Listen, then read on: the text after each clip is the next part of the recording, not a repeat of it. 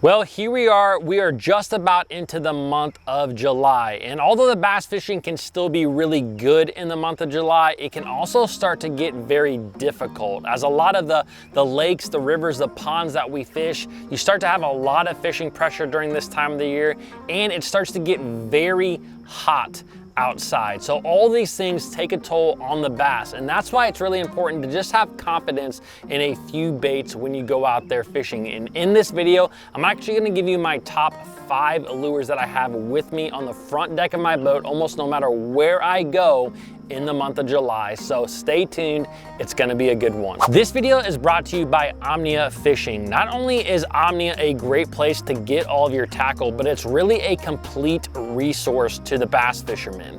One of the things that I really love to do with my Omnia app is look up different fishing reports for lakes that I'm going to. This really helps me to kind of get a clue as to what I may be doing. Also, it's going to show you specific lures that have worked on those bodies of water in the past. And now with the Premium Pro app, I can also put different layers onto topographical maps of over 44,000 lakes across the country. So if you guys would like to help support this channel, click that link down below for Omnia, do some shopping, also download that Premium Pro app. It will help you to catch more fish in the future.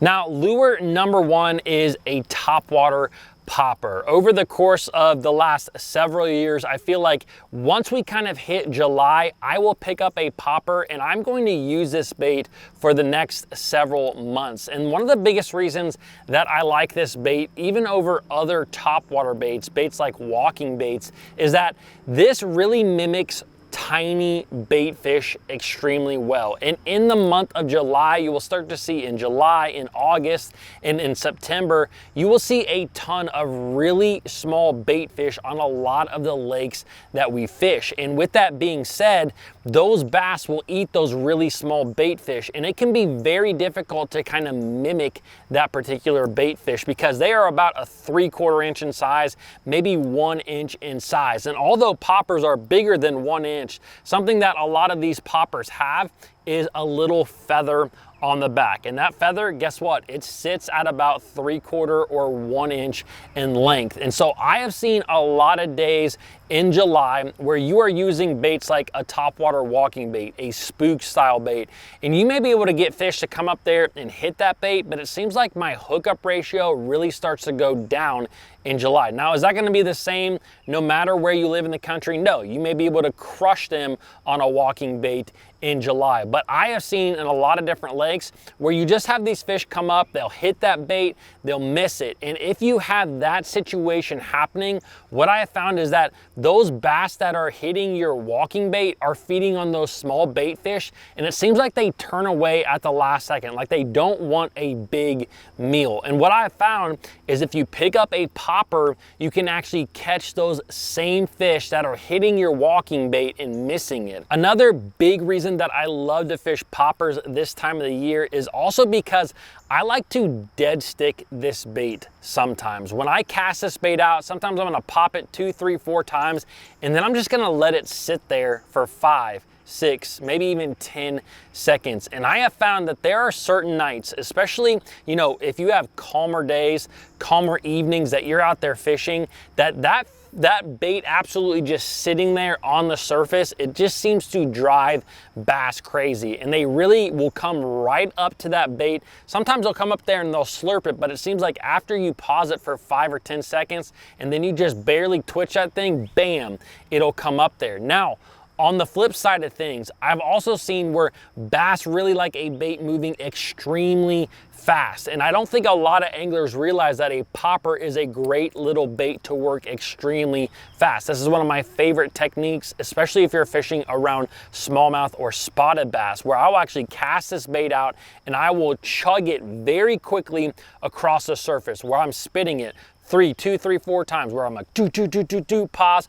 do, pause. It's a very quick way of retrieving this bait, but this can yield some really big results from some big bass, because really what it's doing is it is causing a reaction strike. So in the month of July, do not forget about a popper. Now, lure number 2 is the Neco Rig. And the Neco Rig is a great lure almost no matter what time of the year it is, but I really start to fish this bait a lot when we start to hit July. I pick this bait up a lot, and the best thing about this Neco or the Neco Rig is that you can fish it pretty much anywhere. You can fish it really shallow. You can also fish this thing really deep. And that is what I like to do a lot with it. I'm gonna fish it offshore, and I'm gonna fish it in a lot of those same places where I was kind of power fishing during the month of June, where I was fishing, you know, deep diving crankbaits and big swim baits and big football jigs. Those are the same places that I'm gonna pick up this Neco Rig, and instead I'm gonna fish it very slowly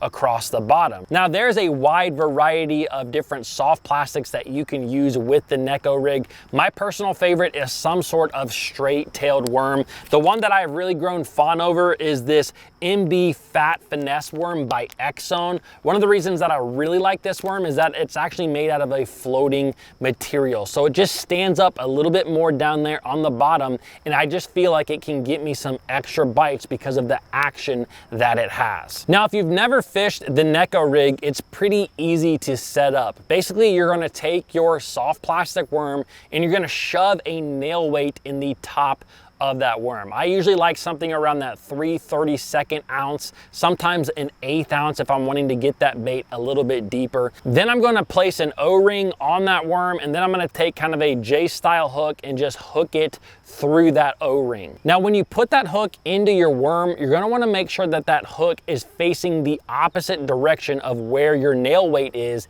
in the worm, because that worm, where the nail weight is, that is what's going to hit the bottom. So your hook, you want it to be on the top side, because that's gonna make that worm a lot more weedless down there on the bottom, especially if you're fishing around brush or stumps. Now, the biggest key to catching fish on the Neco Rig is not overworking the bait and not fishing it too quickly. This is a finesse technique. You are trying to catch fish that really won't bite, more aggressive techniques. So I like to work this thing uber slow, and it takes a lot for me to be able to do that because I typically like to fish pretty fast. But the slower you can work this thing across the bottom, typically the more bites you're going to get. Now, bait number 3 is a spy bait and or a spin bait. This is truly one of the best and most underrated techniques that we have out there. I think that the spin bait, the spy bait, has really kind of got a rap for being a smallmouth lure. And while it definitely excels catching smallmouth, I have caught so many largemouth on this bait. There's just something that is very unique about this bait that honestly I can't explain. But one of the things that I have found out is that when it is very tough conditions out there, when you are you are struggling to get bit, this can be one of your absolute best friends. And the thing about a spy bait, which I honestly don't understand, is that it has some of the biggest drawing power out of a lot of the lures that we use. A lot of times when we talk about drawing power, we're talking about baits like jerk baits and topwaters and glide baits, baits that will draw fish in from a distance. Now, those baits are pretty big in nature, especially in comparison to a spy bait. A spy bait is very small, but I have seen bass, especially with using my forward-facing sonar, bass that will come 10, 15 feet away to hit this bait. It truly has some phenomenal drawing power. Now, when it comes to fishing a spy bait, this is one of the very few lures that I will fish that I usually use a very steady retrieve. When I cast this bait out, I'm typically gonna make a very long cast, and I'm just going to have a very steady retrieve. You know, most lures, I like to impart some sort of action. I like to let them drop from time to time. I like to speed them up from time to time. A spy bait to me is just different. You can really kind of let the bait do the work. So a lot of times when I'm catching fish well with this bait, I'm simply casting this bait out and I kind of have a medium, slow retrieve all the way back to the boat. Now, I've done this exact same thing in ponds. My parents have a pond in their backyard and it has pretty clear water in it. You can see down 3, 4, 5 feet at times, and it's 12 foot deep, and this is a phenomenal bait to use use in their pond. Like this time of the year when it's very difficult to catch bass, I'm simply just casting this thing out in the middle of nowhere and catching a lot of fish with it. So it's a great lake bait, it's a great smallmouth bait, it's great largemouth bait, it's a great pond bait. Now to me, the most critical part of a spy bait is using the right rod with this bait. The biggest thing that you do not want to do is use a fast or fast action rod with this bait. I typically still will use my typical spinning setup, a braid to fluorocarbon leader.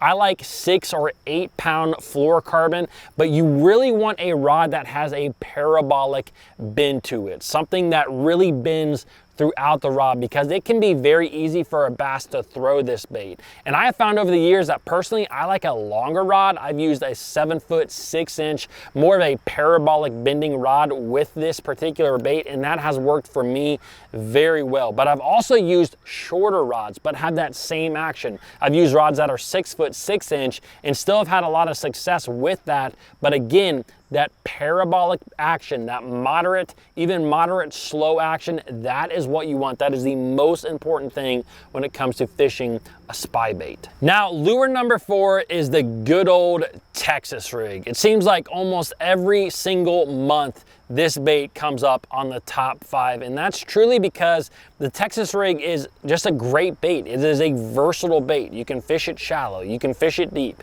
clear water, muddy water. It does not matter. The Texas rig will produce. Now, the biggest thing when you're fishing this in the month of July is you really want to cater your kind of Texas rig setup, which is your weight, your hook, and your plastic, for kind of the conditions that you are fishing or the situations that you are fishing. For me, I like to use a lot of big worms, you know, on my Texas rig during this month. I'm going to fish this around offshore structure and cover, but I will also use a more compact bait, something like a Berkley Pit Boss, and I'll flip it and I'll pitch it either in shallow cover or on grass lines. Now, depending on where you live in the country, your Texas rig setup may be vastly different. If you have a lot of matted vegetation where you live, this can be a great way to punch through that mat and get to those big bass that are sitting under a mat. Now, the biggest thing that I have learned about fishing a Texas rig, especially in the month of July when you have a lot of fishing pressure, is really trying to dial in whether the bass want a plastic bait that has a lot of action or a plastic bait that has very minimal action. For example, if you look at a curly tail worm or a crawl style soft plastic, or even the Berkley Pit Boss, if you look at these baits as they fall through the water, they have a lot of flaps, a lot of appendages that move a lot of water. Now, sometimes it seems like the bass really like that, but what I have found is that when you are fishing in highly pressured situations, those are the times where you don't want a bait that has a lot of action. For example, baits like a Reaction Innovations Sweet Beaver, this particular bait, it has some appendages to it, but they don't flap. This bait really just kind of glides through the water. It doesn't have a lot of movement. And when you are fishing in those highly pressured situations, it seems like those baits tend to catch more fish, the ones that don't have a tremendous amount of action. Now, bait number 5 is truly one of my absolute favorites, and that is a frog. I love to fish a frog, and during the summer, almost the entire summer, I fish a frog a lot. Now, recently, there's kind of been a newer frog to the market that just kind of sparked my interest because it's a lot different than a lot of the frogs out there. And I actually did a full video all about that frog that I'm gonna leave linked right here. So if you guys enjoyed this video, I think you will like this one as well. Also, don't forget to check out Omnium, and I will see you guys in the next video.